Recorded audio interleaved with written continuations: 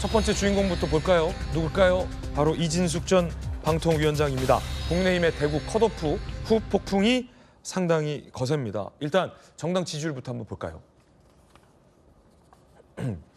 자, 지금 민주당과 국민의힘의 정당 지지율을 보면 리얼미터 결과입니다. 최근 발표된 지지율 결과를 보면 53%대 28.1%가 나왔습니다.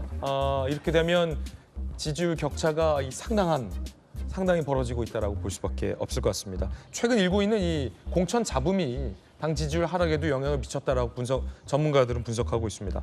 특히나 이제 대구 경북 지지율을 보면 알 수 있겠죠? 자, 대구 경북 지지율을 보면 국민의힘은 9.7%포인트 리얼미터에서 하락을 했고요. 민주당은 8.1%포인트 상승을 했다라고 볼 수 있습니다. 그래서일까요? 국민의힘의 예비 후보들이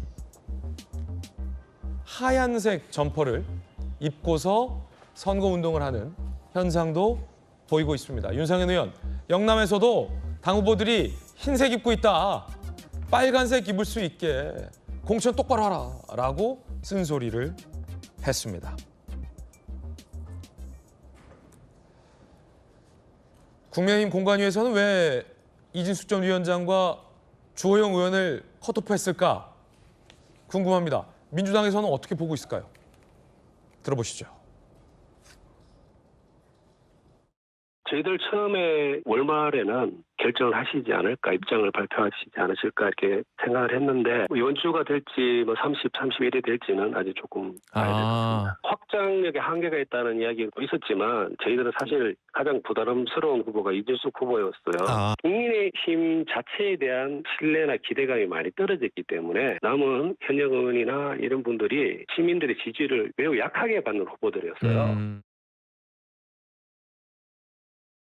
김부겸 전 총리 측은 사실 제일 부담스러운 상대가 이진숙 전 위원장이었다라고 얘기를 했습니다. 여론조사 결과도 비슷하게 가리킵니다. 지금 보면 김부겸 32.8, 이진숙 28.2. 여기에다가 이제 추경호, 주호영 등등을 합치면 왜 민주당에서 김부겸 전 총리 측에서 이진숙 전 위원장이 가장 부담스러웠나라고 얘기했는지가 설명이 되는 상황이죠. 양자 대결 한번 볼까요? 이렇거든요. 김부겸 39.5, 이진숙 42.7. 그런데 이진숙, 주호영 두 후보를 공관위에서 컷오프했다. 이게 기준도 없고 원칙도 없다라는 논란이 지금 대구를 벗어나서 국민의힘 안팎에서도 일고 있는 겁니다. 자, 민주당 여선웅 부대변인이 나오셨습니다. 민주당 입장에서 공관위가 주호영, 이진숙 두 사람을 컷오프해 주는 건 민주당을 도와주는 일이다 라고 논평하셨잖아요. 그렇죠. 김부겸 전 총리와 가까운 인사 입에서도 비슷한 얘기 나오네요. 네. 아니, 민주당 입장에서는 지금 대구시장이 홍준표 시장이 선거 출마한다고 이제 그만두셨기 때문에 비어있는 상황이거든요. 그 상황에서 대구 시민들도 누가 이렇게 이제 조금 관심이 갈까 했는데 지금 여론조사 나오는 것을 보면은 기존에 계신 이제 국회의원들한테는 그렇게 큰 관심이 없었던 것 같습니다. 근데 어쨌든 이진숙 위원장이 방통위원장 하면서 여당이랑 이제 각을 세우면서 전국적인 이제 주목도가 생겼고 그 와중에 대구시장 후보로 이래 점쳐졌기 때문에 당연히 지금 앞서 보신 것처럼 여론조사도 잘 나오고 있었고 쉽게 말해서 1등 후보였던 거예요. 국민의힘 내에서. 근데 민주당 입장에서는 이 1등 후보가 갑자기 낙마하고 컷오프가 됐으니 웬 횡재인가 이렇게 생각을 할 수밖에 없을 것 같아요. 물론 대구시장 선거가 매우 어렵고 쉽지는 않습니다. 민주당 입장에서는. 네네. 그럼에도 불구하고 대구시장 후보 중에 가장 유력하고 경쟁력 있는 걸로 지금 나오고 있는 후보가 컷오프 되니까 민주당 입장에서는 대구시장 해볼 만한 이러한 조금 기대감이 생긴 거고 사실 그 국민의힘 안팎에서도 이진숙 전 위원장과 또 다선의 그 다음으로 또 인지도가 많은 주호영 의원과의 경선 결과 주호영 의원이 이진숙 전 위원장을 잡고 대구시장 공천을 받게 된다면 그 영향력도 엄청 날 것이다라는 얘기가 많았었는데 그렇죠. 네. 1, 2를 알아서 정리해줬다. 네, 그러니까 1등, 2등 모두 다 날아갔기 때문에 민주당 입장에서 진짜 이번 선거가 진짜 오랜만에 오는 사실 어떻게 보면 거의 처음 오는 대구에서 기회일 것이다 이렇게 생각을 할 수밖에 없고 그래서 사실은 김부겸 총리도 출마설이 거의 없었거든요. 근데 갑자기 국민의힘에서 대구시 공천을 이렇게 이제 엉망으로 하니까 대구 시민들이 지금 김부겸 전 총리를 찾고 있는 것 같습니다. 민주당에게 땡큐입니까? 지금 좋은 상황이죠. 땡큐입니까? 네, 좋은 상황입니다. 좋은 상황이다. 네. 자, 그러자 이런 얘기도 나옵니다.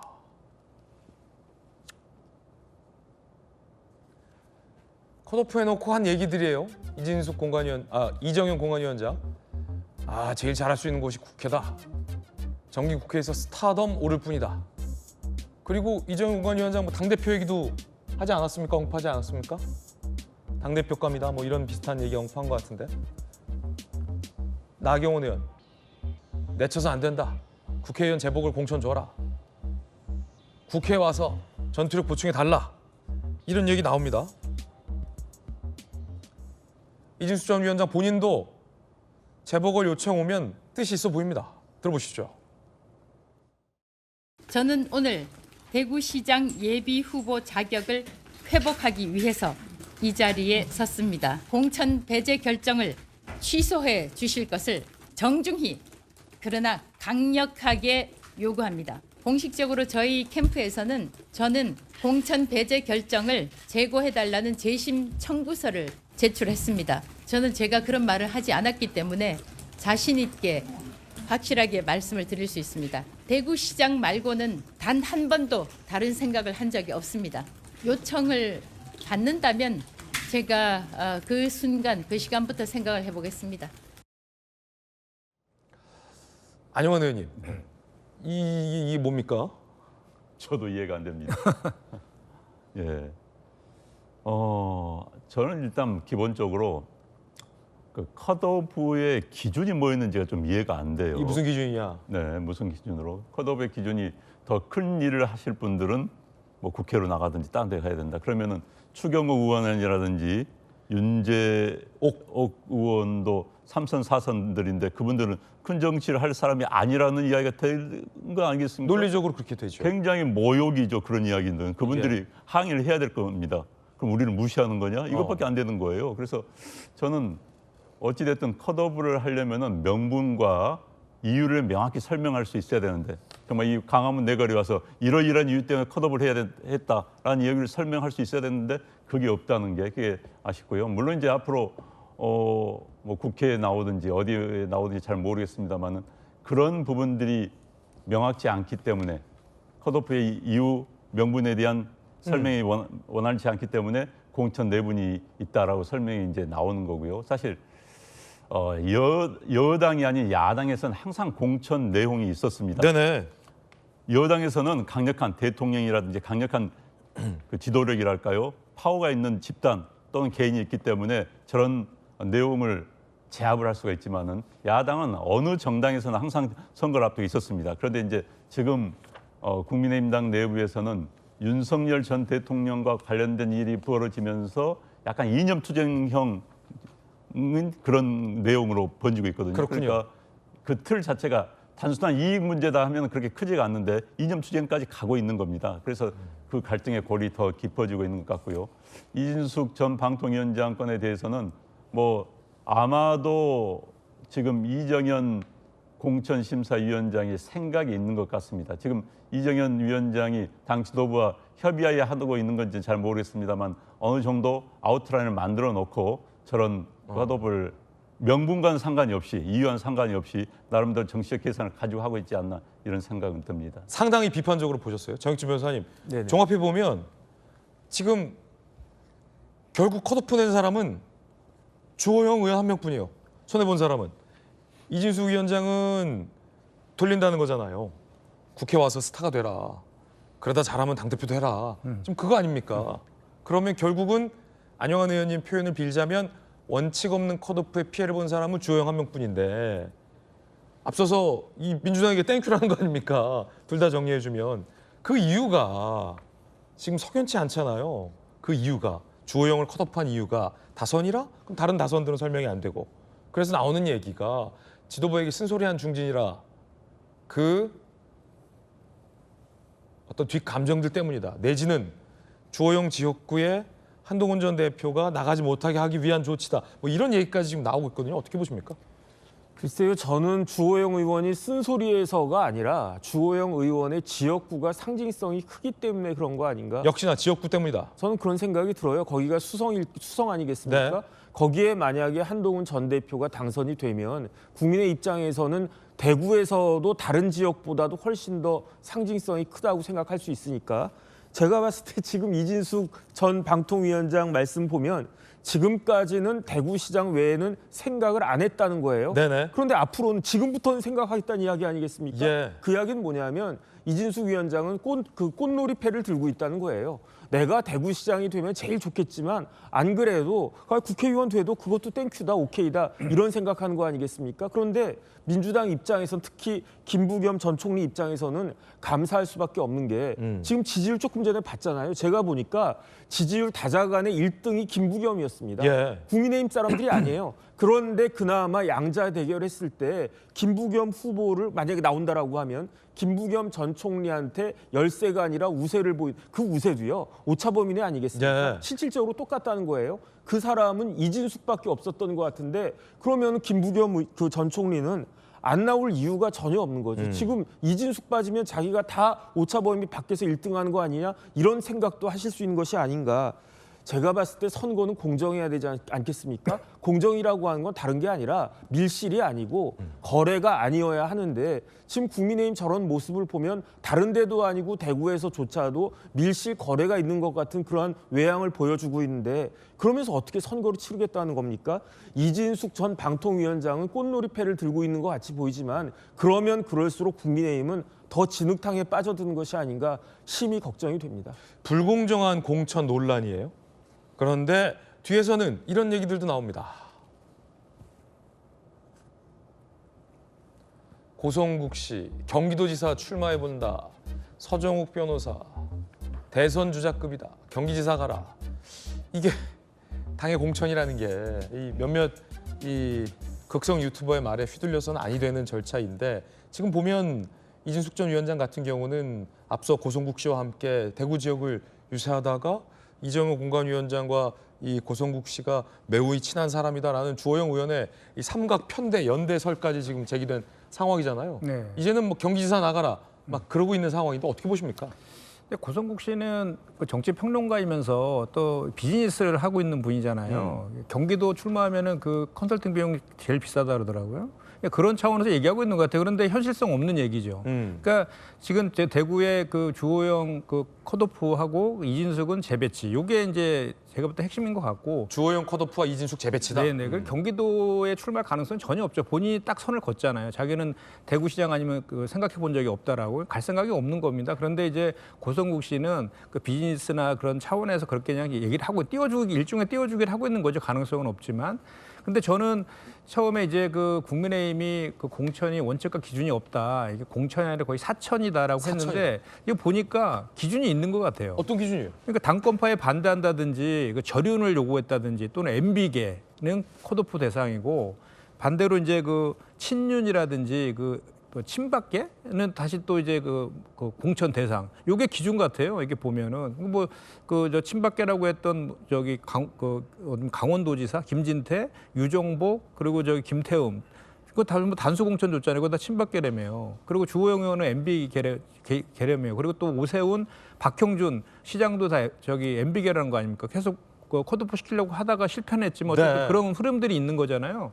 그래서 저는 이제 이런 모습들을 보면서 그 이제 이진숙 씨가 지금 기자회견을 했는데 저것도 약속대로는 기인한 기자회견 쇼 같아요. 지난번에 그 절윤 선언문 발표했잖아요. 그것도 절윤 쇼라고 제가 비판을 했었는데 후속 조치가 하나도 없으면서 진정성이 하나도 없는 게 확인됐잖아요.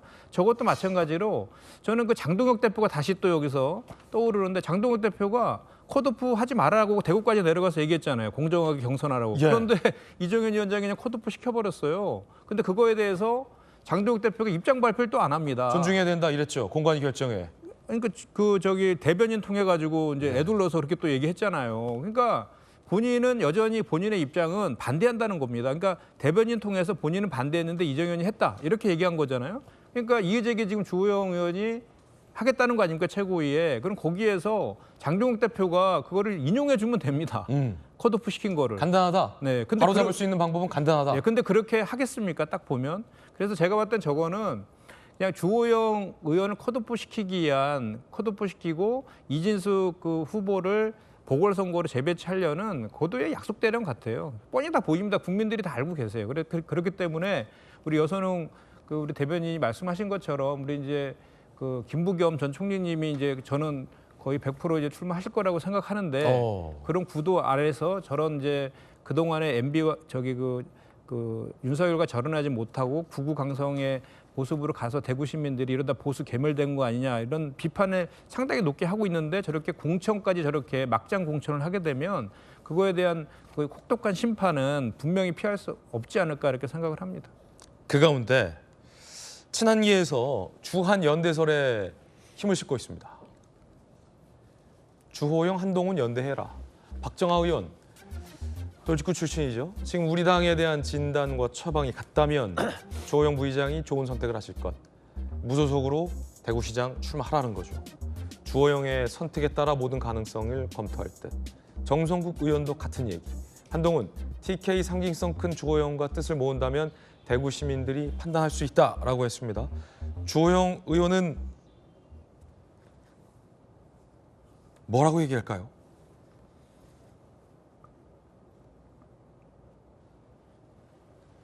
모든 것 제로베이스에서 검토 중이다.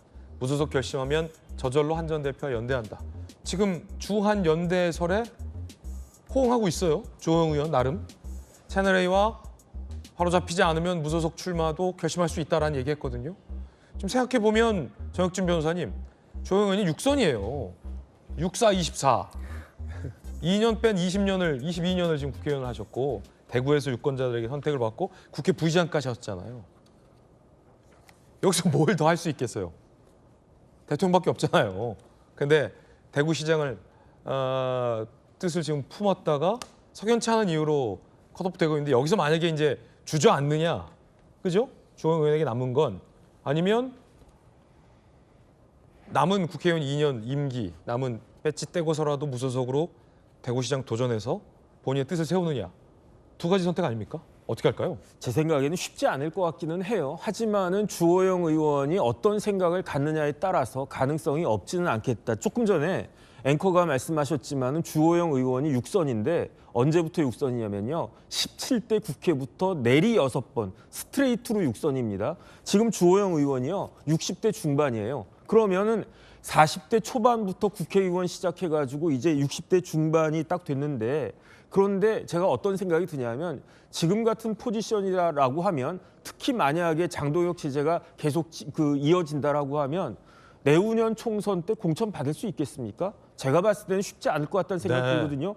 7선까지 그것도 대구에서 한복판에서 7선한다라고 하는데 그것을 공천을 주겠습니까? 그다음에 연세도 그때는 60대 후반이 된다고요. 그런 거 생각하면 어떤 생각이 들 것인가? 정치적으로 그냥 무난하게 국회의원 2년 정도 더 하고 정계 은퇴하겠다. 그럼 뭐 굳이 나가가지고 대구시장 후보 나가가지고 무소속으로 그럴 이유는 없을 건데 만약에 다른 뜻이 있거나 아니면 우리나라 정치에 어떤 기여를 해야 되겠다라고 생각하면 그러면은 진짜로 무소속 출마도 가능할 수 있지 않을까 그런 생각이 드는데 제가 곰곰이 생각해 보니까 재밌는 게 만약에 주호영 의원이 그 무소속 출마하면요 어떻게 됩니까? 대구에요 국회의원 자리가 2개가 나오는 거예요. 하나는 수성구에 나오고 누군진 모르지만 뭐 최모 의원이나 뭐 어떤 의원이나 그런 사람이 만약에 후보가 되면은 또 한 자리가 나온단 말이에요. 그러면 지금 뭐라고 그랬습니까? 고성국 씨는 뭐 경기도로 돌려야 된다 그 이야기 했지만 제가 봤을 때 이정현 위원장이나 장동혁 대표는 이진숙 그 전 방통위원장한테 그 공천 주겠다는 이야기 아니겠습니까? 그러면 제가 이진숙 위원장이면 수성에 나가서 한동훈하고 붙겠습니까? 아니면 무난하게 대구에 다른 데 나가고 싶겠습니까? 이런 여러 가지 역학관계가 있을 수 있기 때문에 주호영 의원의 생각이 이번 그 선거에 있어서 굉장히 하나의 또 포인트가 되지 않을까, 흥미로운 지점이 되지 않을까 그런 생각도 듭니다. 홀몸이 아니다. 저는 뭐 그런 생각이 듭니다. 홀몸이 아니다. 한동훈 전 대표가 이와 관련된 입장을 조금 전 저희 채널A와 인터뷰했습니다. 채널A 유튜브 라디오쇼 정치 시그널에서였습니다. 들어보시죠. 공천의 문제에 대해서는 어차피 그건 당사자가 결정하실 문제 부분이 있기 때문에 제가 자세히 언급하는 것은 지금 적절하지 않아요. 그런데 국민의힘 당권파가 하고 있는 공천은 절차가 투명하지 않아요. 일관되지도 않고요. 다수가 인정하고 따를 만한 권위가 이미 무너졌습니다. 네. 그 근본적인 이유는 어떤 사심이 들어간 것이라고 모든 사람들이 생각하고 계산하고 있습니다. 그러니까 이런 식의 수긍하기 어려운 주 부의장은 안 되는데 나머지 있는 다섯 의원들은 되는 거예요. 그 근거는 뭐죠? 장동혁 당대표가 어디서 한 말을 잠깐 보고 크게 놀란 게 네. 있는데요. 서울하고 부산 정도를 이기면은 뭐 지선 승리 네. 여부 아니 그거는 6.25 전쟁 났는데 부산만 지키고 나머지 다 뺏기면 그건 승리한 걸로 치겠다 이런 얘기잖아요.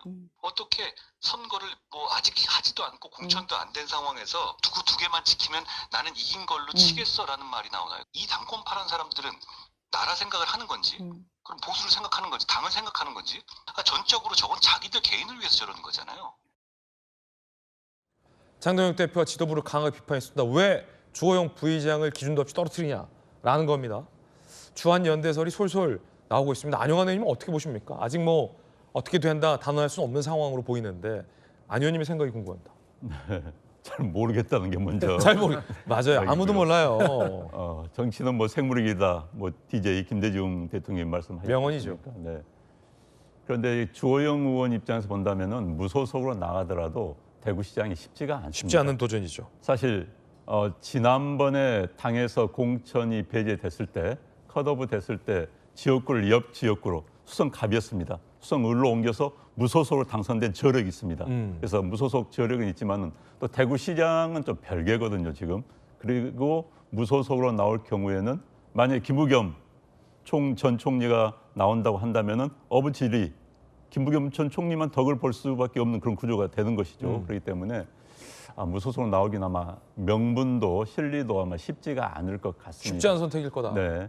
그리고 아마도 당에 남아서 비당권, 반당권파 노선 투쟁을 하지 않을까 하는 생각이 들고요. 그렇군요. 그게 더 합리적인 선택일 수가 있습니다. 뭐 본인을 위해서나 또 보수를 위해서도.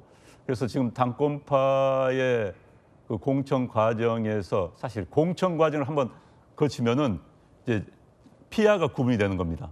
그리고 공천 탈락한 사람 수가 더 많습니다. 항상. 그러네요. 피아가 구분되는 네. 거죠. 공천이라는 것은 3대 1이면은 한 명은 혜택을 보고 두 명은 적이 되는 겁니다. 그래서 이번 공천 과정을 거치면서 이제 피아가 구분이 되면서 당권 비당권파의 영역이 명확해질 겁니다. 그럼 이제 그와 관련된 당권을 둘러싼 싸움이 벌어지겠죠. 그래서 저는 지금 당장 뭐 주호영 의원이 무소속으로 나가고 그 지역구를 한동훈 전 당대표가 물러받는다 이런 구도는 상상의 영역일 수는 있지만은 예측의 영역일 수는 있지만은 현실화되기는 좀 어렵다 이런 생각이 듭니다. 그 가운데 한동훈 전 대표의 명함도 회자되고 있는데요. 어떤 명함을 팠길래?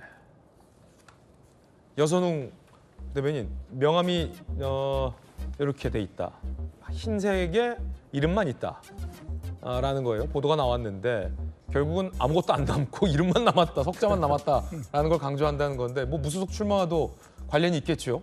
한동훈 전 대표는 이번에 그 배지를 달지 않으면은 사실은 그 잊혀질 가능성이 매우 높습니다. 네. 한동훈 전 대표도 뭐 총선, 그 대선 총선 지고 나서도 계속해서 어쨌든 팬덤을 유지하기 위해서 행사도 하고 있고 이렇게 지금 뭐 언론 인터뷰도 많이 하고 계신데 이번 총선, 이번 재보궐선거 그냥 뭐 패스한다? 이거는 저는 뭐 한동훈 전 대표 입장에서 보면 있을 수 없는 일이라고 생각을 하는데요. 한동훈 대표가 저렇게 이제 명함까지 만들어가지고 뭔가 이제 좀 준비를 하는 것은 이번 보궐선거 무조건 나오겠다는 의지일 수도 있고요. 근데 이제 명함이 되게 굉장히 재밌는 게 다른 직책들은 다 빠졌어요. 그러니까 한동훈 대표가 그동안은 어쨌든 윤석열 대통령의 그 윤석열 정권의 황태자로서 법무장관하고 비대위원장하고 그렇게 이제 승승장구하다가 지금 갑자기 이제 국민의힘에서 제명되고 나서는 사실은 저렇게 아무것도 남는 게 아니거든요. 남은 게 없거든요. 그렇기 때문에 한동훈 대표가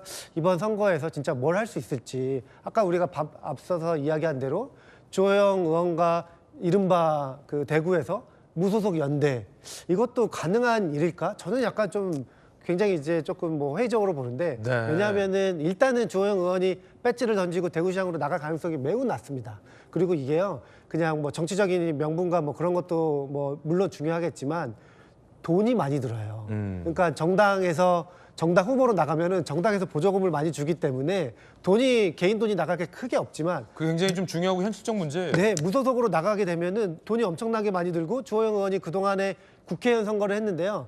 그 대구시장, 광역시장 같은 경우에는 그냥 단순하게 계산하면은 대구에 이제 국회의원이 12개니까 그 국회의원 선거보다 12배가 많이 든다는 뜻입니다. 그러네요. 곱하기 10이니까. 네, 그러니까 현실적으로 주호영 의원이 그런 것도 버리고 그리고 많은 게 무소속으로 뭐 득표율이 낮다고 하면은 보존도 전혀 받을 수가 없는 상황이기 때문에 무소속이었는데 쉽지 않을 것 같습니다.